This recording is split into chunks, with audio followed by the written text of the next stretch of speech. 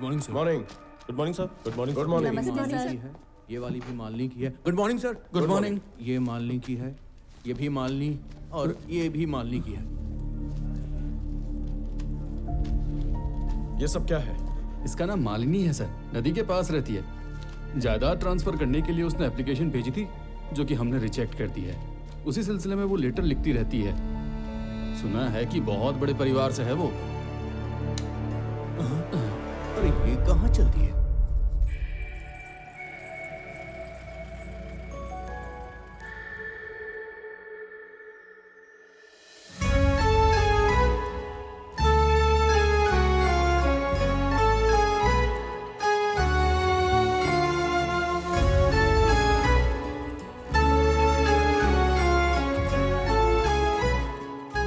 रामा,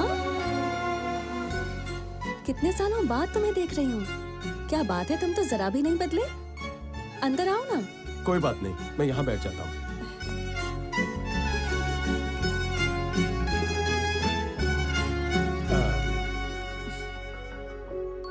तुम्हारा नाम क्या है बेटी? राजलक्ष्मी। मैं अभी आती हूँ। स्कूल जाती हो?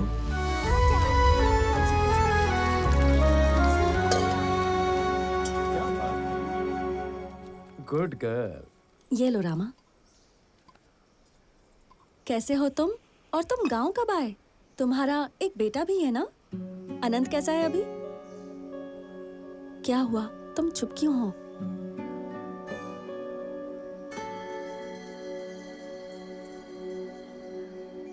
दरअसल हुआ क्या था?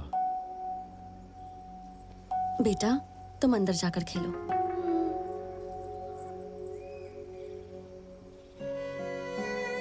मेरी जिंदगी में बहुत से बदलाव आए।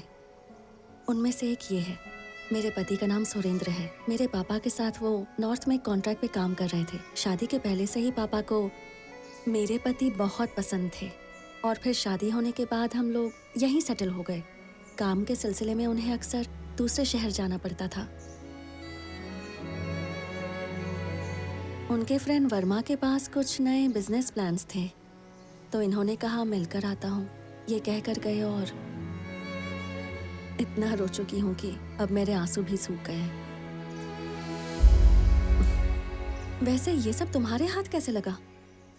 डेप्यूटी कलेक्टर बनकर कुछ दिन पहले ही मेरा यहाँ ट्रांसफर हुआ है। अच्छा? घर में और कोई नहीं है? इन्हें ढूंढने ससुर जी गए थे और रोड एक्सीडेंट में उनकी डेथ हो गई। पहले सब कुछ ठीक था। जब तक सुरेंद्र थे तब तक उनके पार्टनर्स हमसे मिलने यहाँ अक्सर आया करते थे। अब तो बस सब धमकी देने के लिए ही आते हैं। पुलिस के पीछे, लॉयर के पीछे, तुम्हारे ऑफिस के चक्कर लगा लगा कर तो मैं थक चुकी हूँ। रोज एक लेटर भेजती हूँ।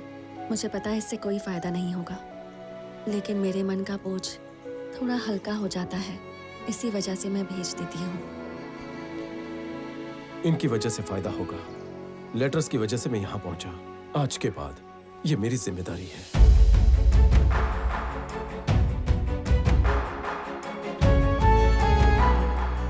मैंने उसका दिल तोड़ा, उसके बावजूद मुझे अपने दिल में बसाकर मुस्कुराते हुए रामा मुझसे दूर चला गया था और उसने कभी मुझे कोई तकलीफ नहीं दी। आज पूरे 7 साल हो गए हैं और अब मैं जब मुसीबत में हूँ तो मुझे भरोसा दिलाया कि सब ठीक हो जाएगा। पर रामा को देखकर मुझे हमारा अतीत याद आ रहा है। रामा राव, ये नाम सुनते ही दिल में जैसे घंटी सी बजने लगती है।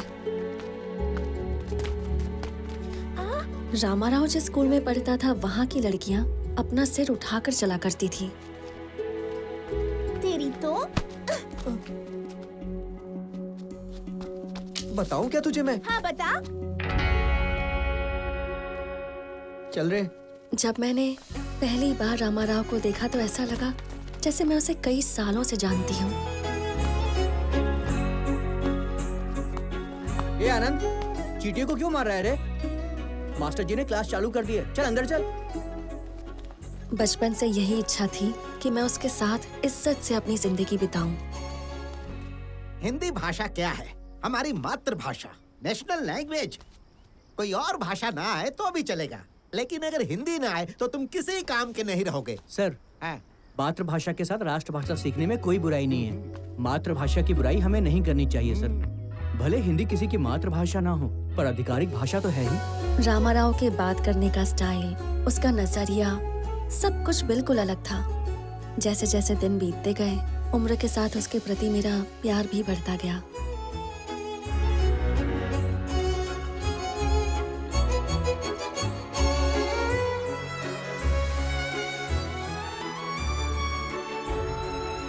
अब तक 2 बस जा चुकी हैं।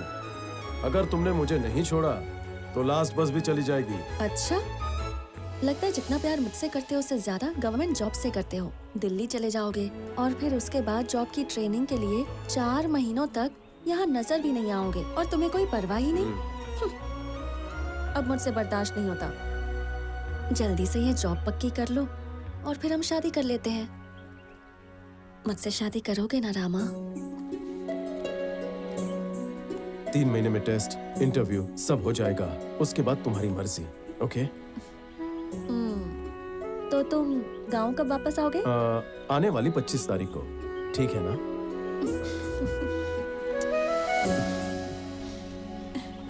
रामा से शादी, फिर उसके साथ पूरी जिंदगी, यही सपना देखा था मैंने। छोटी सी भी समस्या होती थी तो उसे हम दोनों मिलकर सुलझा लेते थे। हमने जैसा सोचा था, रामा को नौकरी मिल गई। हमारी शादी की बात में कोई अड़चन नहीं आई। सब कुछ ठीक चल रहा था। लेकिन फिर एक दिन चल बेटा सीधे चल। इधर मैं कह रहा हूँ ना, सीधे चल। हाँ, ठीक है। रास्ते में दोस्त का घर पड़ता है, हाँ। उसके यहाँ चलना है। पता है उसको दुबई में नौकरी नमस्ते मिल प्रसाद गई जी। है। नमस्कार। नमस्ते बेटा। नमस्ते। मामा जी, आप कैसे हो? रामाराव, हाँ, सब ठीक है ना? मैं ठीक हूँ। अरे महालक्ष्मी, आइए बैठिए ना। लड़के वाले आ गए हैं, लड़की को लेकर आओ।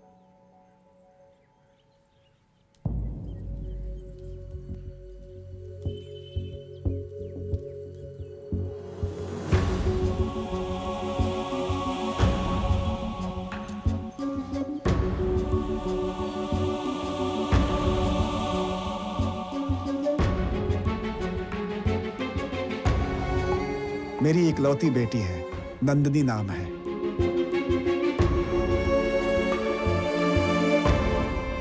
ये क्या पापा? ये लड़की कौन है? मालिनी के बारे में आप जानते हैं? जानता हूँ, इसीलिए तो लेकर आया हूँ। मालिनी की शादी हो गई है। क्या? ये क्या कह रहे हैं आप? मालिनी की शादी हो गई है? बेटा, हम ये नहीं जानते कि मालिनी ने किन हालात में यह फैसला लिया। हमारे मन में डर था कि यह सुनकर कहीं तुम्हारा दिल न टूट जाए, यही सोचकर तुम्हें नहीं बताया। अब अगर तुम उसे अपना लो तो हम सब के लिए अच्छा होगा। नहीं पापा, इसके लिए मुझे थोड़ा वक्त चाहिए। फिर उसके बाद आप जैसा कहेंगे वैसा होगा। या तो किसी की जान पर बनाई होगी या तुम्हें मजबूर किया होगा। कोई तो वजह होगी जो तुमने शादी कर ली।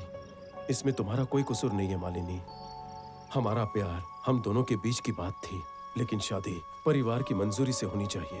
प्यार में फैसले 2 प्यार करने वाले लेते हैं, लेकिन शादी के फैसले बुजुर्गों के आशीर्वाद से होते हैं। क्यों किया, किस लिए किया, ये सवाल मैं तुमसे नहीं करूंगा। तुम्हें काफी दिनों से देखा नहीं था, इसलिए मिलने बुलाया। मालिनी, एक बार सर उठाकर देखो।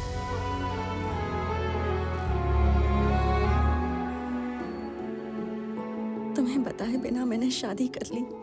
यही सोचती रही कि तुम जब मिलोगे तो तुम्हें क्या जवाब दूंगी। पता है मैं इतने दिनों से यही सोच सोचकर कितनी परेशान हो रही थी, पर तुमने एक पल में बोझ हल्का कर दिया। मेरे पापा ने अपने पार्टनर के बेटे से मेरी शादी फिक्स कर दी और जब उन्होंने घर पर बताया तो उनके चेहरे पर इतनी खुशी थी कि क्या बताऊं। उस शादी को रोकने के लिए मुझे बस एक काम करना था, तुम्हारा नाम बताना था, पर उनका अपमान ना हो, उन्हें दुख ना हो और उनके दुख का कारण तुम ना बनो, इसीलिए मैंने कुछ कहा ही नहीं।